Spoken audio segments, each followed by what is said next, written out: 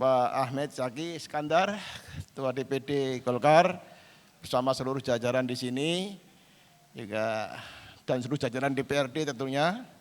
Ini lintas partai, selamat datang. Saya juga tadi sudah ngomong sama PKS, sama Gelora dan Golkar ngobrol panjang.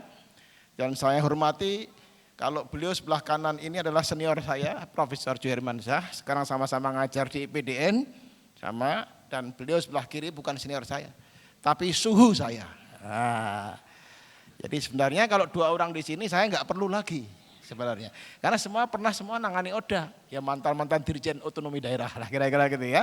Tapi saya akan bicara dalam perspektif sebagai orang lapangan, pengalaman saya ketika menjadi Gubernur DKI Jakarta.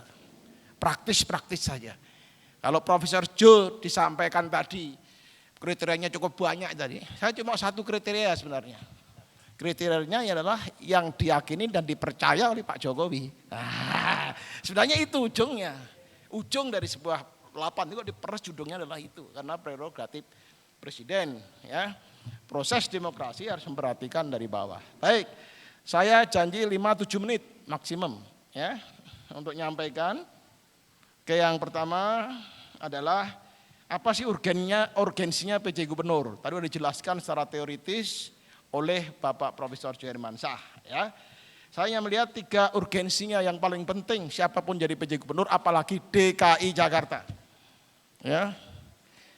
Saya memimpin DKI pada zaman ya peristiwa besar demonstrasi 212, 12 juta massa. Nah, kira-kira gitulah posisinya. Jadi betapa menjadi PJ Gubernur DKI Jakarta ya memang tidak mudah. Yang pertama urgensinya adalah memastikan bahwa ini PJ Gubernur, memastikan fungsi-fungsi penyelenggaraan pemerintahan daerah itu dapat berjalan efektif. Ya pembangunan pemerintahan sendiri, urusan pemerintahan termasuk ke sosial kemasyarakatan. Kedua, dia harus bisa memastikan peran dukung dan pengawalan terbaik terhadap penyelenggaraan pemilu dan pilkada serentak di daerah. Walaupun PJ Gubernur bukan penyelenggara, ya, bukan KPU, bukan Bawaslu, tapi kita punya kewajiban untuk memberikan support, ya, sebagai pimpinan daerah. Ini tugas khususnya. Di luar undang-undang tugas khususnya yaitu mengawal. Ya. Yang ketiga, memastikan situasi, nah ini yang tidak mudah, dan kondisi daerah kondusif dikawal bersama Forkominda dan FKUB. Nah ini kira-kira memastikan suasana seperti itu. Nah, ini urgensinya. Yang kedua berikutnya, next. Ya, ini nggak usah dijelaskan, semua sudah tahu. Ternyata fungsi pemerintahan itu cukup banyak lah. Minimum urusan pemerintahan sebagai daerah otonom DKI maupun daerah khusus ibu kota, dia paham dan itu yang harus dikawal dengan sebaik-baiknya. Ujungnya nanti itu dirangkum dalam konteks pembangunan dalam rencana pembangunan daerah RPD sebagai RPJMD mini, karena PJ Gubernur tidak memiliki RPJMD, ya diganti RPD. Baik, singkat, lanjut. Nah ini intinya saya, ini model kutub. Model kutub ini kutub utara, selatan, kutub timur, barat. PJ Gubernur itu berada di titik yang merah tadi. Ya ini konsepnya cuma satu yang ingin saya sampaikan. Ke atas, vertikal ke atas, siapapun juga yang terpilih adalah harus bisa memastikan keberhasilan pelaksanaan kebijakan ya, dan agenda prioritas presiden di DKI Jakarta. Biar yakin dari 3 nama siapa yang bisa memastikan agenda saya di Jakarta berhasil. Itu hak prerogatif. Agenda utama adalah IKN misalnya, ibu kota negara. Bayangkan itu implikasinya perubahan Undang-Undang 29 tahun 2007. Bayangkan kalau PJ Gubernurnya kemudian setengah-setengah dukungannya terhadap presiden. Ya tidak mungkin. Jadi itu vertikal ke atas. Di samping program-program sektoral nasional di daerah harus berjalan lancar. Tapi yang utama adalah agenda presiden di DKI Jakarta. Titik. Karena itu gubernur bukan prerogatif menteri dalam negeri, tapi prerogatif presiden. Ya, oke. Sekarang vertikal ke bawahnya adalah memastikan mengenal karakteristik wilayah dan kondisi sosial budaya masyarakat di DKI Jakarta. Ya ini jelas tahulah, makin banyak dia pengalaman, apalagi pernah bekerja di Pemprov DKI Jakarta, anggap dia mengenal wilayah itu dengan baik. Itu sederhana sebenarnya.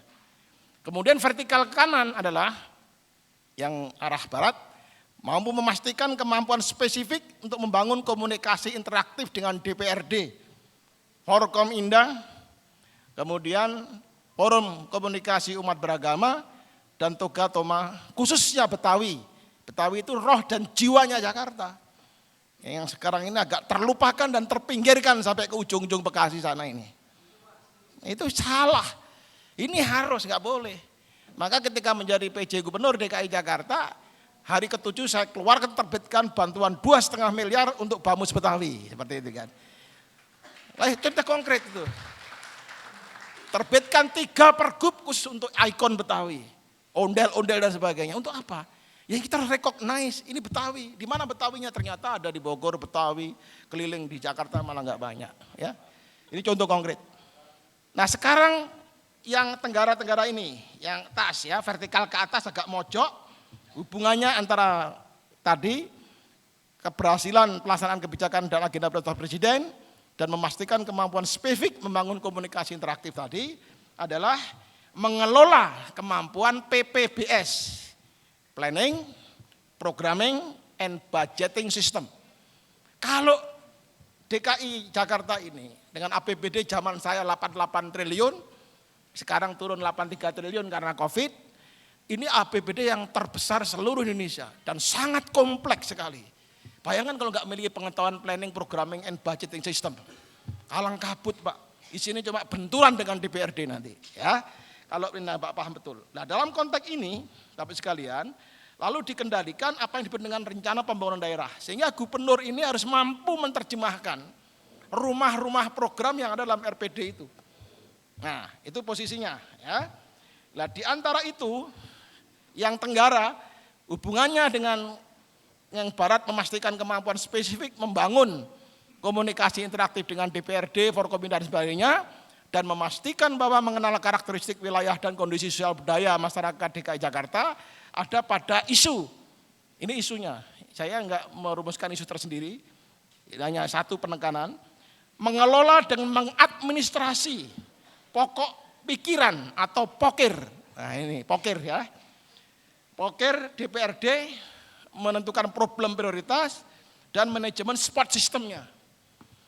Pokir ini selalu menjadi masalah setiap ganti gubernur. Karena tidak mampu menerjemahkan pokok pikiran dewan dan maunya dewan itu apa di dalam administrasi. Gubernur yang berhasil adalah tahu hati dan pikiran dewan tanpa ditanya.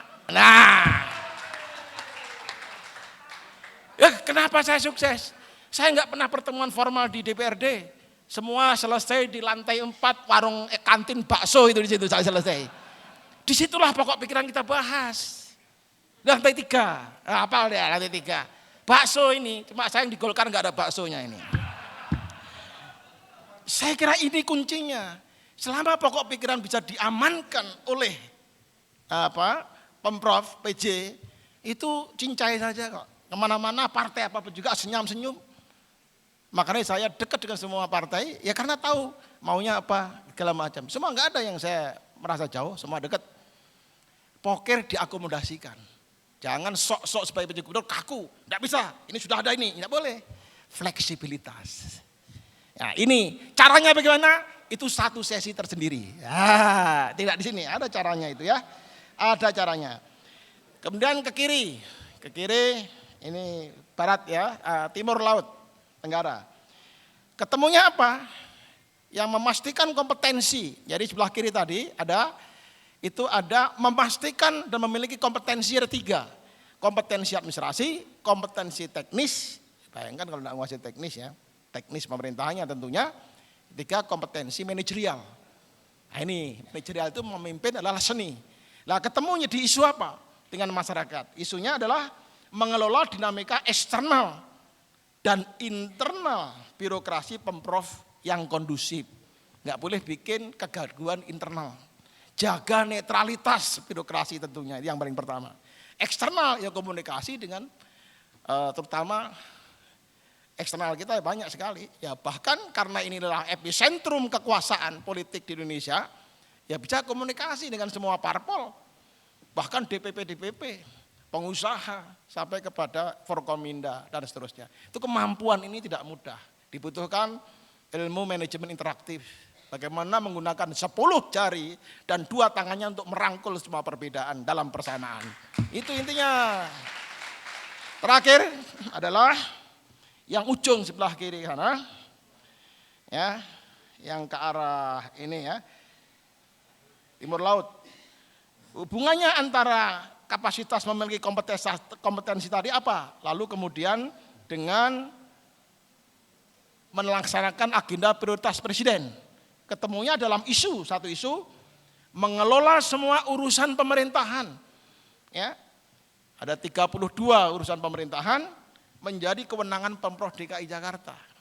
32 cukup banyak. Ya. Lalu kemudian isu-isu aktual yang disampaikan oleh Ibu Wakil Ketua tadi, itu isu-isu aktual.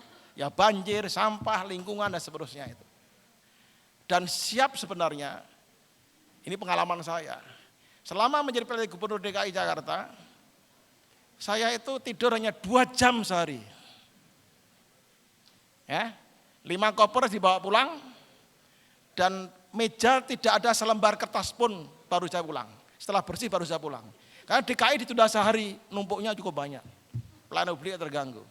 Jadi saya dalam kerja selama ini yang paling memakan waktu tenaga kerja di DKI Jakarta. Karena tidak ada wakil, semua harus selesai. Bahkan semua lampiran tembusannya saya baca. Enggak cukup percaya sama sekda. Ya, belum lagi agenda setiap jam 7 harus berdialog dengan publik di balai kota selama 2 jam.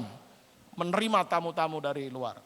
Jadi kesimpulannya, dan di samping isu aktual adalah melaksanakan tugas-tugas khusus sebagai PJ Gubernur DKI Jakarta. Tugas khususnya apa? Ya mengawal pilkada DKI Jakarta serentak maupun pilpres. Itu tugas khusus. Jadi saya kira posisinya siapa yang menguasai yang warna-warna kuning ini dan juga warna in between kuning ini, itulah yang pas menjadi PJ Gubernur DKI Jakarta. Walaupun ditetapkan berdasarkan hak prerogatif presiden. Lalu next, sekarang summary. Ya, sehingga PJ Gubernur DKI Jakarta adalah pertama, figur yang dipilih adalah figur yang mempertimbangkan berbagai masukan dan aspirasi dari DKI Jakarta di atas tadi, DKI Jakarta. Jadi untuk apa kita kemudian mengusulkan 3 nama, toh akhirnya presiden memutuskan di luar 3 nama. Itu tidak masuk logika demokrasi. Tetap harus dalam 3 koridor itu. Ya, supaya bukan hanya abang-abang lambe gitu, tetap harus 3 koridor itu. Sekarang dari 3 nama itu mana yang paling pas sesuai dengan kriteria yang saya sampaikan tadi? Itulah yang sebenarnya jawabannya. Kalau saya presiden saya bisa milih karena saya bukan presiden tapi pensiunan saya tidak bisa milih, kayak gitu kan. Kedua, dari ketiga nama tersebut yang direkomendasi, maka figur ideal tadi sudah saya jelaskan yang paling mendekati, silahkan diskor sendiri, ya. Tapi kalau menurut saya menunjuk PJ Gubernur provinsi lain mudah. Karena problemnya lain. DKI Jakarta sangat spesifik. Ya, kapasitasnya sangat spesifik. Terakhir, figur yang ideal adalah figur yang dipilih dan ditetapkan presiden sebagai PJ Gubernur yang paling dipercaya.